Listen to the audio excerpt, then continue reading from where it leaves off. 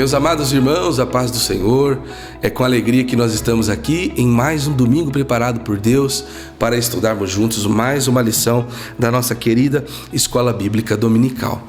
Antes de vermos o assunto dessa manhã, feche os seus olhos, vamos orar. Senhor, nosso Deus e nosso Pai, obrigado, Senhor, por Tua presença, por Tua graça, por Sua misericórdia.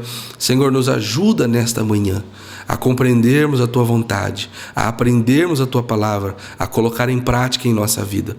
É o que nós pedimos e agradecemos em nome de Jesus. Amém.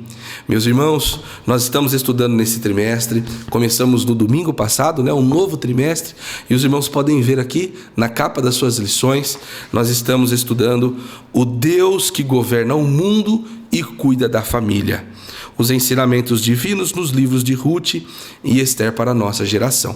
Então nós nos dedicamos ao estudo destas duas mulheres, dos acontecimentos no entorno delas, nos livros que levam seus nomes, o livro de Ruth e o livro de Esther. E Deus tem falado poderosamente aos nossos corações nesse estudo preliminar que começamos, introdutório, no domingo passado, e agora, a partir desta segunda lição, ampliamos e esmiuçamos esses livros, a história destas mulheres. A nossa lição de número 2 vai falar sobre o livro de Ruth. O nosso textuário está em Ruth, capítulo 1 e o versículo 1, que nos diz: E sucedeu que, nos dias em que os juízes julgavam, havia uma fome na terra, pelo que um homem de Belém de Judá saiu a peregrinar nos campos de Moabe, ele e sua mulher e os seus 2 filhos. A verdade prática diz que servir a Deus não nos isenta de crises.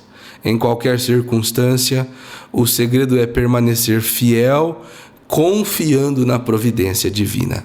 A nossa leitura bíblica em classe, os irmãos podem acompanhar na sua lição da Escola Bíblica Dominical. Os nossos irmãos editores já colocam os versículos na lição, então facilita, mas também você pode acompanhar na sua Bíblia Sagrada.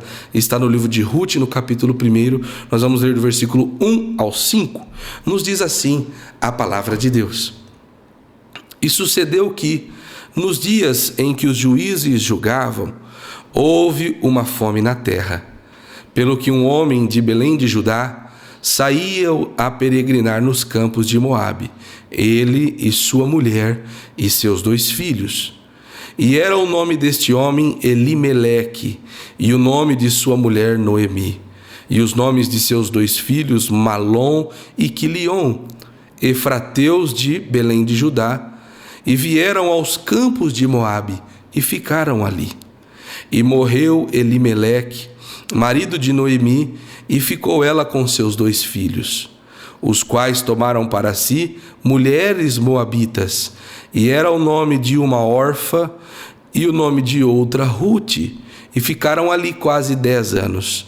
E morreram também ambos, Malom e Quilion, ficando assim esta mulher desamparada dos seus 2 filhos e do seu marido.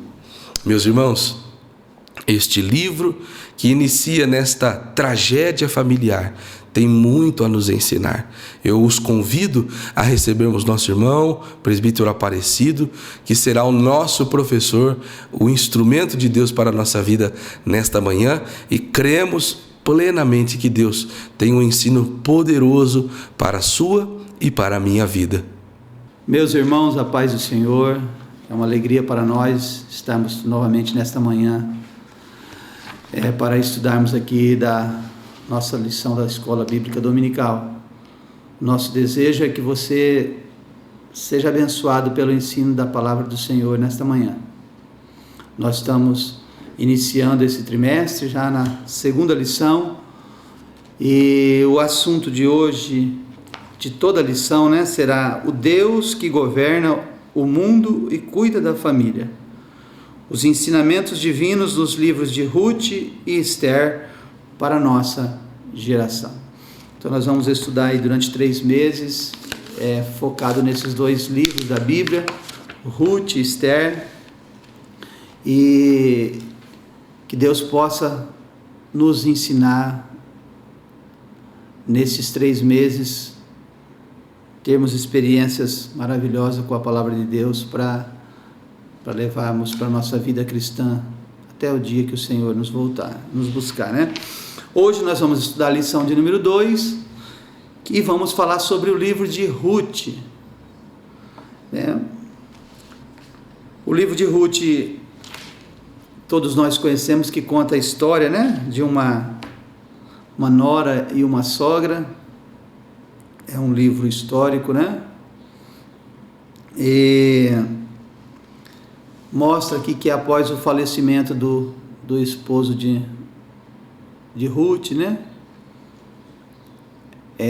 A sogra pede para ela voltar para sua terra, para voltar para os seus parentes, mas ela, num ato de amor, num ato de gratidão, ela decide ficar junto com a sua nora.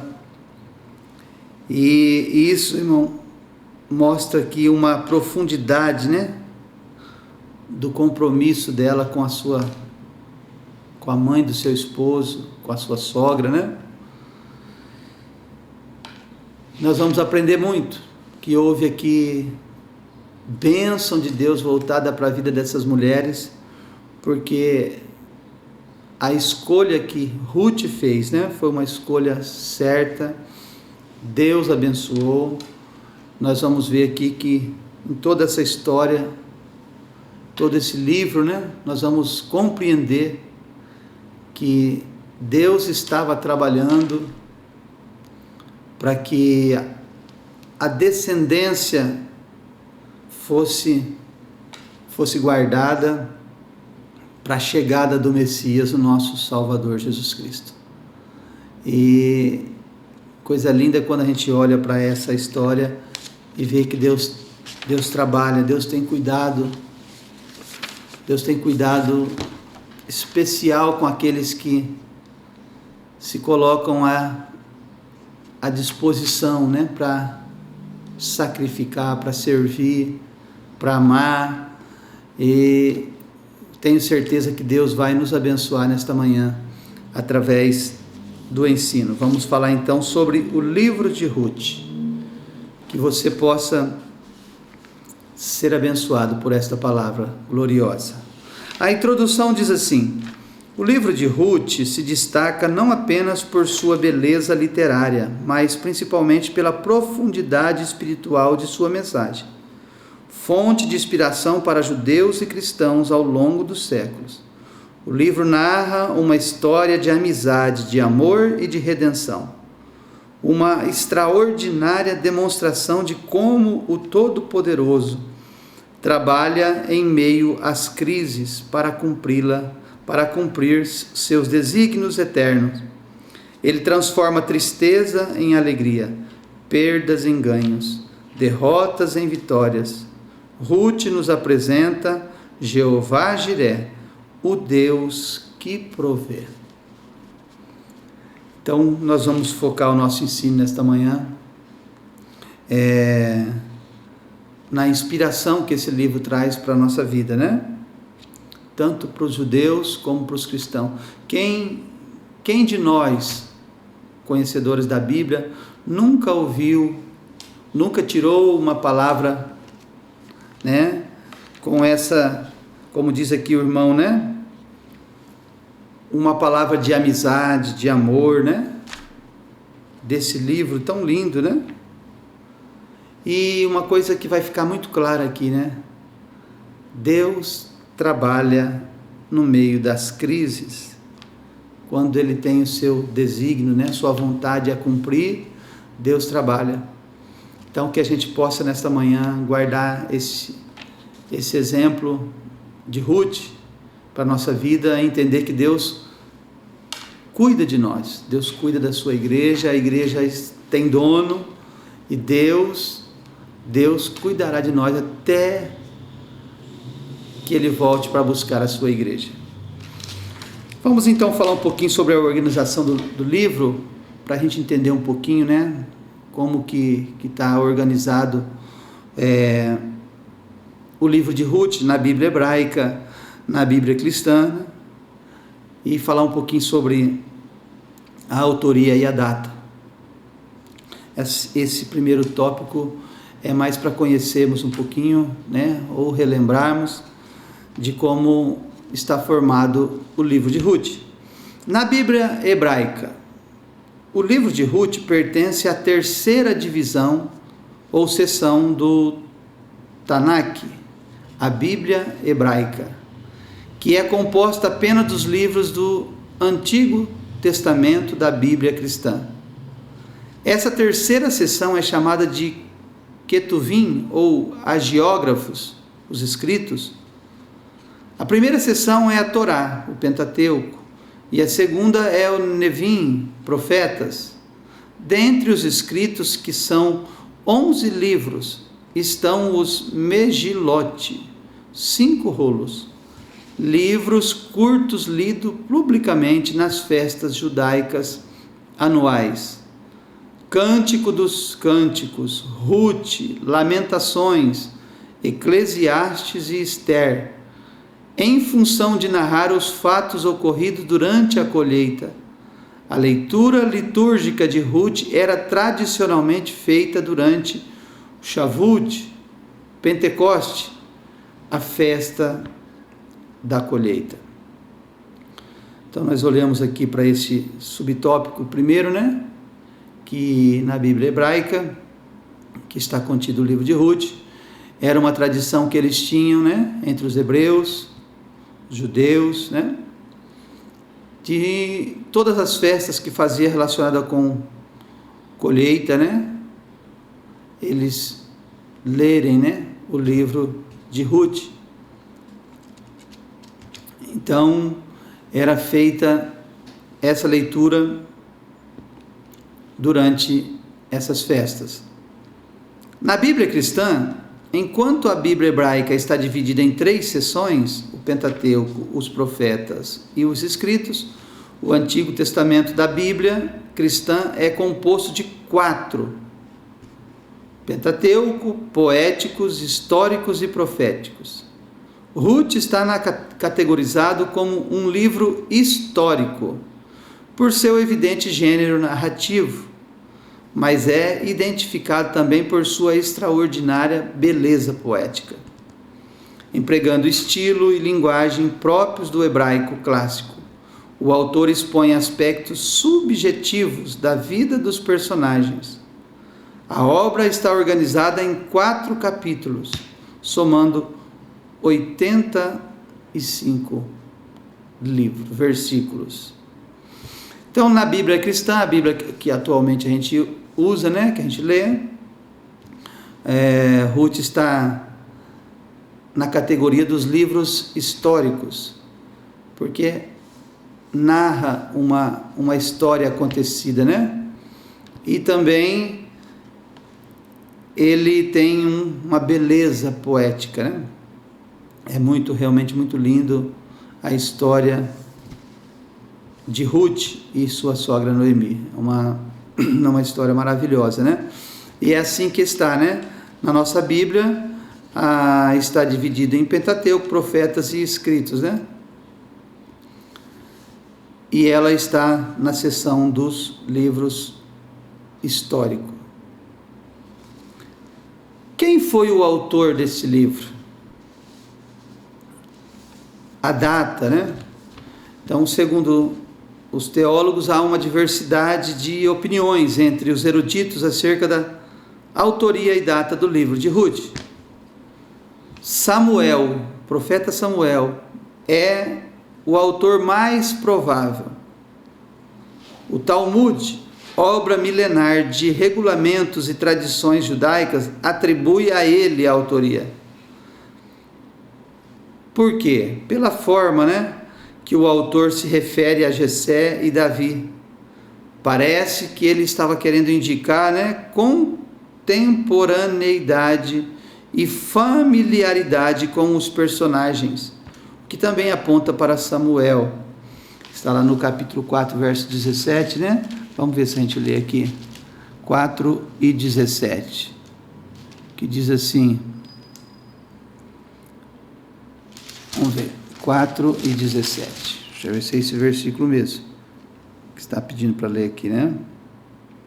4:17, que diz assim: e as vizinhas lhe deram um nome, dizendo: a Noemi nasceu um filho, e chamarão o seu nome Obed. Este é o pai de Jessé, pai de Davi. Oh, coisa boa, né? Então, por essas características, né? Além disso, as características gerais da obra indicam uma atmosfera própria do início do período da monarquia de Israel. Sendo assim, o livro teria sido escrito no século X a.C., né? Então, o que a gente aprende aqui nesse primeiro tópico, né? Sobre a organização do livro, né? Lá na Bíblia hebraica está esse livro, na nossa Bíblia cristã também compõe como um livro histórico, né? E provavelmente, segundo os eruditos, os estudiosos, tudo leva a crer que foi Samuel que escreveu o livro de Ruth, contando essa história, e que a sua visão foi de que retratasse ali a descendência, né? A descendência de que onde nasceria o Messias. Deus estava cuidando, né? Havia ali um processo, e sempre houve durante a genealogia a árvore de Cristo, né? Uma luta para que quebrasse essa genealogia, mas Deus pega uma mulher que não era judia, né? Insere ela na genealogia, e ela foi a mãe do avô de Davi, né? O Obed. Dali volta a caminhar a genealogia para chegar em Cristo. Ruth está categorizado como um livro histórico por causa do seu evidente gênero narrativo. Muito bem. O segundo tópico diz: no contexto histórico.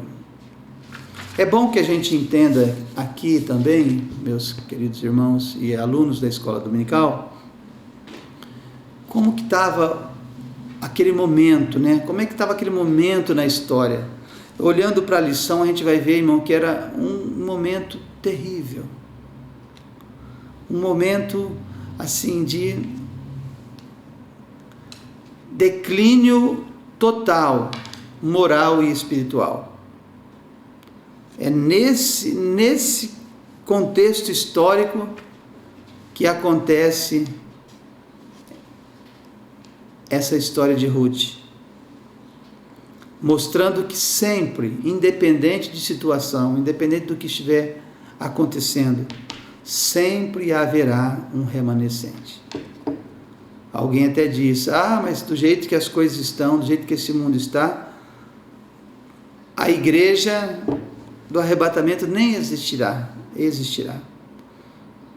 O que nós aprendemos aqui é que sempre haverá um remanescente. A igreja do arrebatamento, ela vai existir, e eu e você precisamos nos preparar para fazer parte dela. Então, como que estava o momento histórico em que aconteceu essa história de Ruth? No tempo dos juízes. Não há uma data precisa para os fatos narrados em Ruth. O que sabemos é que ocorreram 3 gerações antes de Davi, nos dias dos juízes. Esse período dos juízes durou mais de 3 séculos. Começou depois da morte de Josué, por volta de 1375 a.C., e se estendeu até o início da monarquia de Israel, com a ascensão de Saul ao trono. Foi marcado por uma grande anarquia e uma profunda apostasia e infidelidade do povo hebreu. Uma frase que identifica bem aquela época sombria é: cada qual fazia o que parecia direito aos seus olhos. Lá em Juízes 17:6 está escrito. E Salomão escreveu que sem uma sábia direção o povo perece. Então o que a gente começa a enxergar aqui? Como que era a situação naquele momento, né? O povo estava naquela transição de juízes, né? E infelizmente o povo começou a tomar uma direção errada, né? E a gente vê aqui que houve uma grande apostasia, e essa apostasia levou o povo à infidelidade a Deus. 2 pontos que já são suficientes para fazer com que uma tragédia a uma família, a uma nação, a um povo, a um país aconteça, que são essas 2 coisas, né? A apostasia, se apostatar, né? Abandonar a Deus, deixar de crer em Deus, e a infidelidade, que foi a volta, é você deixar Deus de lado e prestar a sua adoração a um outro Deus. Foram infiéis. Isso já era o suficiente. E o povo começou a passar por um momento sombrio, terrível, né? Por quê? Porque eles deixaram de Deus e começaram a fazer o que eles achavam que era melhor, né? Cada um fazia o que parecia direito aos seus olhos. A gente tira daqui esses exemplos, né? Que toda vez que nós entrarmos por esse caminho, nós vamos ter grandes prejuízos. Fazer aquilo que é bom aos nossos olhos e esquecer de fazer aquilo que a palavra de Deus, que o próprio Deus nos dá direção, né? Então esse era no tempo dos juízes. Aí entra 2 coisas, né? Terríveis também: o secularismo, o hedonismo e a idolatria. Depois da morte de Josué e dos demais líderes de seu tempo, levantou-se uma geração que não tinha uma profunda comunhão com Deus e não conhecia o que ele havia feito ao povo hebreu. Israel cedeu ao estilo de vida pecaminoso dos cananeus e foi atraído à adoração dos seus deuses. Secularismo e hedonismo sempre levam a grandes tragédias morais e espirituais. O pervertido culto a Baal, o deus da chuva, e a Astarote, a deusa do sexo e da guerra, passou a ser praticado pela nação hebreia em um degradante nível de imoralidade e idolatria. A falta de uma liderança espiritualmente madura e temente a Deus causa prejuízos incalculáveis ao povo. No reino de Deus não basta ter carisma para liderar, é preciso ter caráter aprovado. É uma das qualidades que Paulo, né, ao escrever a Timóteo, citou, né? Ter um caráter aprovado. Então veja que entra essas coisas, o secularismo, o hedonismo, né? O que é o secularismo, né? É aquele princípio de separação entre as instituições governamentais e religiosas, né? Eles começam a se separar e cada um quer fazer, né? Fazer do seu jeito,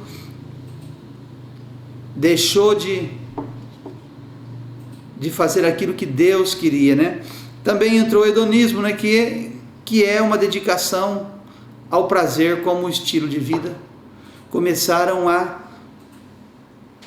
buscar outros deuses, a adorar outros deuses, deuses que levavam à prática de sexo, né? Prazer, e eles começaram a se distanciar. O seu prazer já não estava mais em Deus, mas estava em outras coisas. E isso, como diz aqui o irmão, né, sempre leva o ser humano a grandes tragédias, tanto moral como espiritual, a ponto de a gente imaginar que nunca o povo de Deus faria coisas como eles fizeram, né? Como o nível foi tão alto de imoralidade, de idolatria. E isso mostra que um povo sem liderança, uma liderança madura, uma liderança temente a Deus, traz prejuízos incalculáveis ao povo. E aí o irmão termina aqui esse ponto dizendo, né? É preciso, não basta ter carisma para liderar. Isso não quer dizer que o líder não deva ter, não. Ele precisa também ter carisma, né? Mas não basta. Ele precisa ter caráter aprovado. Caráter, aqui nós estamos falando de qualidades de uma pessoa. Elas podem ser boas ou más. Por isso que a gente ouve sempre dizer, né, um mau caráter, bom caráter, porque isso pode mudar. Então entrou o secularismo, o hedonismo e a idolatria. Isso levou o povo a uma opressão, né? E eles clamam e Deus dá o livramento, né? O que entendemos aqui? A apostasia tornou Israel uma presa fácil de seus inimigos, que atacavam e saqueavam suas cidades e terras, e mantinham o povo sob domínio opressor por longos períodos. Se lemos o livro de Juízes, nós vamos ver o que estava acontecendo, né? Temos aqui, olha, vários versículos que não temos tempo para ler, mas no livro de Juízes, quando a gente começa, a gente percebe uma opressão e o povo se voltando para Deus, Deus tendo misericórdia, indo lá, livrando o povo, dando um tempo de alegria, de paz, mas eles se voltam novamente para os erros. Então, o que a gente vê aqui, né, que mantinham o povo sobre... Deixa eu começar aqui. A apostasia tornou Israel presa fácil e seus inimigos que atacavam e saqueavam suas cidades e terras e mantinham o povo sob domínio opressor por longos períodos. Afligida, a nação clamava a Deus e o Senhor levantava juízes para libertar o seu povo. Esses juízes não eram magistrados civis como os que conhecemos hoje, que julgam em fóruns, em tribunais. Eram libertadores, geralmente líderes militares, como Otoniel, Baraque e Gideão, poderosamente usados por Deus para julgar a causa de Israel, livrando de seus opressores. Apesar dos repetidos ciclos de infidelidade da nação, Deus ouvia o gemido do seu povo em seus momentos de dor e aflição. O Senhor é longânimo, cheio de misericórdia. Ele ouve os que a Ele clamam. Então nós entendemos aqui, irmão, que por eles entrarem por esse caminho, eles foram tidos como presa fácil, não era fácil. Irmão, qualquer um de nós, sem a proteção de Deus, nós podemos ter uma altura alta, podemos ter um bom estudo, podemos ser fortes, fazer academia, nós somos presa fácil para o nosso inimigo. Isso é muito claro. E o povo, por causa desse declínio, dessa apostasia, eles começaram a perder a força, a proteção de Deus e se tornaram presa fácil. E quando eles eram submetidos a uma opressão, né, aí eles iam se lembrar de Deus. E a Bíblia registra isso, que nesse momento de opressão, né, eles clamavam a Deus. Talvez eu e você, a gente não agiria como Deus agiu. A gente talvez agiria sem misericórdia, até pelo um julgamento, mas Deus é misericordioso. Quando o povo se prostrava e clamava a Deus, a Bíblia diz que Deus por ser misericordioso, ouvia o clamor do seu povo. Levantava homens, não juízes como hoje, mas homens de guerra que lutavam, que venciam batalhas, que julgavam as causas, e Deus continuava abençoando. Esse é o contexto histórico do momento em que a Bíblia conta a história de Ruth e de Noemi. Era um momento terrível, terrível. Mas, glória a Deus, que mesmo em momentos terríveis, Deus sempre estará presente. Depende da nossa atitude. Se voltarmos para Ele, se buscarmos a Ele, Deus pode nos dar bênçãos também durante as crises que enfrentamos. Os fatos narrados em Ruth têm como contexto maior os dias dos juízes, caracterizados pela frase: cada um fazia o que bem queria. Então, guarde isso, irmão. O momento era terrível. O momento era de crise total. Mas Deus estava lá nos céus, olhando para o seu povo. E o terceiro e último tópico vai falar um pouquinho sobre o propósito do livro, né? A mensagem que deixa para nós hoje. Sempre estamos ouvindo mensagens pregadas a respeito do livro de Ruth, né? Coisa boa. Por quê, irmão? Porque nós temos muito a aprender. E nós vamos ver aqui qual é o propósito do livro de Ruth. Primeiro, o cetro de Judá. Vários propósitos são atribuídos ao livro de Ruth. O principal e mais evidente deles é apresentar Davi como descendente de Judá, a tribo real da qual viria o Messias, o leão da tribo de Judá, a raiz de Davi. Isso está em Apocalipse, né? Em Ruth 4, 18 ao 22, quando fala da genealogia, né? Gênesis 49, 10 diz: o cetro não se arredará de Judá, nem o legislador dentre os seus pés, até que venha Siló, e a ele se congregarão os povos. Embora Rúben fosse o primogênito de Jacó, seu ato de desonra ao leito do pai, deitando-se com sua concubina, fez com que ele perdesse a primogenitura, a posição de liderança. A promessa feita a Abraão seguia agora pela descendência de Judá. Sendo Samuel o autor do livro de Ruth, o propósito de registrar a genealogia de Davi ganha ainda mais sentido, já que naquele tempo o rei de Israel era Saul, um benjamita. A ancestralidade de Davi o legitimava para o trono. Então, o primeiro propósito da mensagem, né? Era Deus preservar o cetro, né? O cetro de Judá. Esse era o propósito. Era Deus proteger toda a linhagem de onde nasceria o Messias.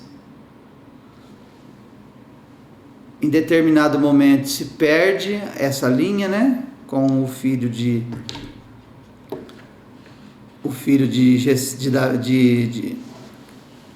que falamos aqui agora. Deixa eu achar aqui. Seguia pela descendência de Judá, né? Sendo Samuel, deixa eu achar aqui, olha, perdeu a primogenitura, o filho primogênito, né? Naquela época, a primogenitura, o filho, ele tinha essa honra, né? E era dali que viria. Mas ele perdeu porque praticou o pecado, né? Deitou com a sua concubina e perdeu a primogenitura. Deus levanta agora, né? Através de Judá, a promessa de continuar a linhagem, e ela A gente vai ver depois, né, se a gente olhar aqui no capítulo 18, né, 4 e 18, vai ver aqui, né, de Ruth. Olha que coisa bonita, né? 4 e 18, né? Estas são, pois, as gerações de Pérez. Pérez gerou Herão gerou Arão gerou a Aminadab, Aminadab gerou a Nação gerou a Salmão gerou Boaz, e Boaz gerou Obed, e Obed gerou Jessé, e Jessé gerou a Davi. Olha que coisa bonita, né? Deus coloca as coisas novamente no lugar. Era da descendência, né? E Deus nunca retirou o cetro de Judá, né? Que é o quê? Cetro é o símbolo de grandiosidade, de bênçãos divinas. A bênção estava acompanhando, como Deus prometeu a Abraão, né? Deus prometeu, até chegar na nossa bênção maior, nosso presente dado pelo Pai, que é a vinda de Jesus. Outra coisa, amor e redenção. O propósito também é mostrar aqui amor e redenção, né? A mensagem principal de Ruth é o amor de Deus e seu plano de redenção da humanidade. Como representantes de judeus e gentios, respectivamente, Boaz e Ruth prenunciam a derrubada da parede de separação. A redenção é vista no livro no sentido literal e tipológico. Boaz é o parente remidor que preservou a descendência de Elimeleque, mas é também um tipo de Cristo, nosso Redentor. Nós sabemos então que dos propósitos da carta de Ruth, né, do livro, é mostrar amor e redenção, né? Por ela fazer a escolha de se achegar, né, de ficar com a sua sogra, ela encontra com Boaz, que era o parente que tinha o direito de remir, de dar novamente legitimidade para aquela família, e através de Boaz, né, ele preservou a descendência de Elimeleque, que era o que tinha morrido, né? E isso mostra o que Cristo fez por nós, né? Que Ele é o nosso remidor, o nosso redentor. Então também fica muito claro aqui no livro de Ruth que o propósito é mostrar essa linda história de amor e de redenção que nos leva a Cristo, né? Como está lá em Isaías 59:20, Lucas 1:68, Efésios 1:7, Tito 2:14. Esse também é um dos propósitos. E o terceiro é fidelidade e altruísmo. Duas coisas muito claras que nós vemos nesse livro também, né? Fidelidade, ser fiel, né? Ela tinha tudo para deixar a sua sogra. Se ela fizesse isso, não estaria contrariando a ninguém, porque é a sogra que pediu para ela, né? Para que ela voltasse para a sua família, para os seus entes queridos, para que ela vivesse melhor. Mas também mostra altruísmo. O que é altruísmo, né? É aquele amor desinteressado, né? Ao próximo. É uma abnegação. Ela escolheu, abnegou-se, né? Do amor da sua família que a receberia e decidiu não abandonar a sua sogra. O livro de Ruth abre uma janela que nos permite ver que nem tudo eram trevas nos dias do juízo. Havia um remanescente fiel que temia Deus e foi usado por Ele para cumprir os seus propósitos. Em um mundo de crescente iniquidade, o justo vive pela fé. Outra eloquente mensagem do livro é o valor do altruísmo, em que predominava o egoísmo. Nos dias dos juízes, a maioria vivia segundo os seus próprios padrões e interesses. Noemi e Ruth destoavam dessa máxima individualista. Sogra e nora não pensavam em si mesma. O amor não é egoísta. Então terminamos esta lição aprendendo isso, né? O exemplo que elas deixaram de fidelidade e altruísmo para os nossos dias de hoje. E uma outra coisa que a gente aprende aqui, né? Deus sempre terá os seus remanescentes. O tempo é ruim, o momento é mau, mas Deus sempre tem os seus remanescentes.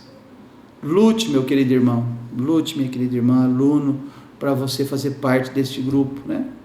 Permaneça fiel, servindo a Deus de todo o coração, né? Vamos aprender com Ruth e Noemi. Permaneça com esse altruísmo dentro de você, né? O que é isso?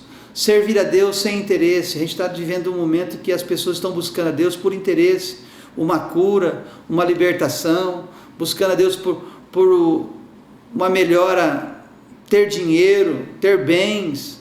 Não faça isso. Sirva a Deus com um amor altruísta, né? Sem interesse, porque o maior presente nós já ganhamos de Deus, que foi Cristo. Cristo é o nosso maior presente, a salvação. Deus deu o melhor dele para nós, que é Cristo. Sirva a Deus dessa forma, né? Sem interesse, abnegado, e com certeza Deus nos abençoará ainda mais. Esse é o propósito, né? E o exemplo que elas deixaram para nós, esse livro de Ruth. O cetro de Judá, o amor, a redenção, a fidelidade, o altruísmo, são temas que se destacam ao longo do livro. Que você possa guardar este ensino desta manhã. Terminamos essa lição fazendo a conclusão, né? A conclusão diz: o livro de Ruth nos ensina que, a despeito da incredulidade e dos pecados do homem, Deus sempre trabalha para cumprir os seus desígnios, sem violar o princípio do livre-arbítrio humano. O Todo-Poderoso conduz a história e executa seu plano eterno de redenção. O livro também nos mostra como a fidelidade de Deus se aplica às circunstâncias comuns da vida. Em tudo Ele é fiel. Que Deus nos abençoe, que Deus nos guarde, que nós possamos, a partir deste momento, né, guardar em nosso coração a lição que tiramos deste livro, tão pequeno, mas tão valoroso para a nossa vida, que é o livro de Ruth. Que Deus te abençoe, que você tenha um domingo abençoado e que Deus continue abençoando a Escola Bíblica Dominical. Fiquem com Deus. Amém, meus irmãos, que alegria, nós estamos gratos a Deus por mais um ensino precioso da nossa querida Escola Bíblica Dominical. Deus tem nos abençoado, Deus tem derramado sobre nós as suas bênçãos através da nossa Escola Bíblica Dominical. Que Deus possa te abençoar por estar aqui conosco até esse momento, aprendendo a palavra de Deus. Antes de nós encerrarmos com uma oração, eu gostaria de convidá-lo, a você, irmão e irmã que está aqui nos acompanhando em nossa Escola Bíblica Online e que ainda não nos fez uma visita. Nós temos cultos toda terça, toda quinta-feira, aos domingos, aqui na nossa sede, na Avenida Campos Sales, e também há uma congregação, uma igreja nossa em praticamente todos os bairros da nossa cidade, e ali você pode, irmãos, nos visitar. Há cultos nas quartas, nas sextas-feiras, aos sábados e domingos, e também em todas as nossas igrejas, no domingo pela manhã, há a Escola Bíblica Dominical. Então, os irmãos, fiquem à vontade, vai ser um prazer recebê-los. Eu tenho a convicção plena que você nos visitando, cultuando a Deus junto conosco, vai sair muito melhor do que você entrou. Deus terá uma palavra, um conforto para o seu coração. E nós também, que somos alunos, amantes da Escola Bíblica Dominical, podemos contribuir com a obra de Deus e com a obra missionária. Os irmãos podem, e estão vendo aqui, os números das contas da nossa igreja, a nossa chave Pix, e ali os irmãos podem enviar a sua oferta, enviar os seus dízimos e contribuir com a obra de Deus, com a manutenção da obra de Deus e com a obra missionária que é mantida por esta igreja. Então, os irmãos, fiquem à vontade, nós temos a certeza que Deus há de recompensar aqueles que entregam ao Senhor uma porção daquilo que Ele já nos deu como gratidão. Amém, meus irmãos? Feche os seus olhos, vamos agradecer ao Senhor neste término de aula, para que Ele continue nos abençoando e que nós continuemos firmes aos seus pés. Oramos, nosso Rei, nosso Senhor e Salvador. Nós te agradecemos por esse momento que passamos na tua presença. Obrigado, Senhor, por esta escola, por cada irmão, irmã, por cada professor, pela nossa equipe técnica. Agradecemos pelos irmãos, alunos, professores que estão nos acompanhando, meditando a sua palavra através desta aula. Senhor, nos ajuda a colocar em prática aquilo que aprendemos nessa manhã. Continua conosco, ó Deus, nos abençoando, guardando-nos de todo mal, livrando do homem mau. Nos ajuda, Senhor, é o que pedimos e agradecemos em nome de Jesus. Amém. Que Deus te abençoe, meu irmão, minha irmã, que você tenha um domingo abençoado e nós nos vemos daqui uma semana em mais uma escola bíblica dominical, que os irmãos bem sabem é a maior escola do mundo. Que Deus te abençoe.